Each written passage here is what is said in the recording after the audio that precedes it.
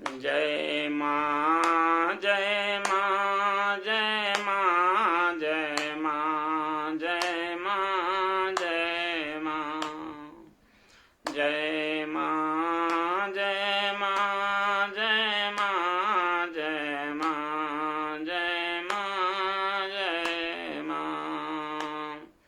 आज के मानस प्रसंग में गुरु और शिष्य के संबंध, गुरु शिष्य कैसे होने चाहिए, शिष्य का भी बड़ा महत्व है, गुरु जी का भी बड़ा महत्व है। जैसे श्रोता और वक्ता, वक्ता शिव जी के समान और श्रोता पार्वती जी मैया के समान। पार्वती जी माँ के समान जब श्रोता होता है तो इतना बड़ा शिष्य भी पैदा ही नहीं हुआ है संसार में। जितनी भी कथाएं हैं, जितनी भी वेद हैं, शास्त्र हैं, उपनिषद हैं, रामायण है, भागवत हैं, जितना भी कथाएं हैं वो सब शिव जी ने पार्वती जी को सुनाया। पार्वती जी ने बड़ी श्रद्धा पूर्वक बार बार प्रश्न करके शिव जी से लोक कल्याण के लिए, समाज के कल्याण के लिए ये कथाएं सुनी। तो गुरु जी शंकर रूप होने चाहिए। गुरु जी वंदे बोधमयं नित्यं गुरुं शंकर रूपिणं यमाशितो हि वक्रोऽपि चंद्रा सर्वत्र वंदिते। परंतु आज के समाज में ऐसा संभव नहीं हो पाता है। आज के समाज में कई तरह के गुरु होते हैं। जैसे तामसी स्वभाव वाले भी गुरु होते हैं और राजसी स्वभाव वाले भी गुरु जी होते हैं। सात्विक स्वभाव वाले गुरु जी मिलना कठिन हो जाते हैं। जैसे राजसी स्वभाव वाले जो गुरु जी होते हैं वो स्वार्थपरक होते हैं। वो तो धन से संबंधित तो द्रव्य लेने को तैयार रहते हैं, परंतु शोक कितना हरेंगे शिष्य का ये कुछ साफ नहीं होता है। इसी तरह तामसी जो स्वभाव वाले गुरुजी होते हैं वो तो बिल्कुल शिष्य पर ध्यान ही नहीं देते हैं और शिष्य को न आकर्षित कर पाते हैं, न शिष्य ही उनके आकर्षण में आते हैं। जैसे एक बार गुरुजी अपने शिष्यों के साथ जा रहे थे तो रास्ते में उन्हें एक कुत्ता बैठा मिला और कुत्ता कुछ रोगी था। रोगी ऐसा था कि उसके कान में कीड़े पड़े थे। शिष्यों ने देखा तो कष्ट हुआ। जब कष्ट हुआ कुत्ते को देखकर तो गुरुजी से पूछा, हे गुरुवर, ये कुत्ता बहुत कष्ट पा रहा है, इसके कीड़े क्यों पड़ गए? तो गुरुजी उनको उदाहरण देके समझाते हैं, गुरु का स्वभाव बताते हैं। कहते हैं, गुरु शिष्य अंध बधिर कर लेखा। तामसी और राजसी गुरुजी कैसे होते हैं कि गुरु शिष्य अंध बधिर कर लेखा, एक न सुनई एक नहीं देखा,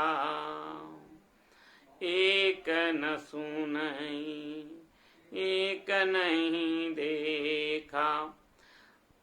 तो गुरुजी ऐसे हैं कि जब शिष्य का शोक तो हरते नहीं हैं, यानी कि शिष्य का आकर्षण अपनी तरफ नहीं कर पा रहे हैं और श्याम पट पे केवल लिखते पढ़ते चले जा रहे हैं, बोलते चले जा रहे हैं। तो जब बोल रहे हैं तो वो अंधे होकर बोल रहे हैं, उनको अंधे के समान कहा कि वो गुरुजी अंधे इसलिए कहे गए कि वो अपने शिष्य का जो है ध्यान अपनी तरफ आकर्षित नहीं कर पा रहे हैं, यानी शिष्य उनको ध्यान से सुन ही नहीं रहा है। और शिष्य को बहरा इसलिए कहा गया कि शिष्य जो है गुरु जी की तरफ आकर्षित न हो करके, गुरु जी को न श्रवण करके, बल्कि वो प्रपंच को श्रवण कर रहा, प्रपंच को में ध्यान लगा रहा है, इसलिए वो बहरा हुआ। तो गुरु जी बहरे, गुरु जी अंधे और शिष्य बहरा। तो जब गुरु अंधे रूप में होंगे और शिष्य बहरे रूप में होगा तो एक न सुनई एक नहीं देखा, एक को तो सुनाई नहीं देता और एक दिखाई नहीं देता। परिणाम क्या होगा? परिणाम ये होता है कि हरई शिष्य धन शोक न हरई, सो गुरु घोर नरक मां परई। अपने स्वार्थवश धनार्थी तो है, धन की कामना तो कर रहा है, धन तो शिष्य से ले लेता है गुरु, लेकिन गुरु का जो है शिष्य का शोक जो है नहीं हर पाता। यानी शिष्य के अंदर जो अंधकार था और गुरु जी का काम होता प्रकाशित कर देना, वो प्रकाश ही नहीं फैला पाया गुरु। और जब गुरु प्रकाश नहीं फैला पाता है तो शिष्य अंधकार में रहता है, यानी वो शिक्षा पाने का आकांक्षी बना रहता है।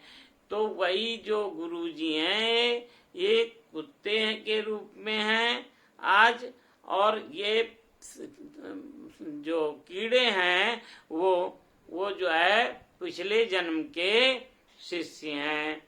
ये कह रहे हैं गुरुजी से कि बताइए हमें अभी पूरी शिक्षा ग्रहण नहीं हुई है, इसलिए इनके कान खोद रहे हैं, अभी गुरु जी का पीछा नहीं छोड़ा, तो इसलिए ये इनके पीछे पड़े हुए हैं। तो गुरु जी को ऐसी स्थिति में क्या होता है? भगवान कहते हैं सो गुरु घोर नरक मह परई, हरई शिष्य धन शोक न हरई, सो गुरु घोर नरक मां परई।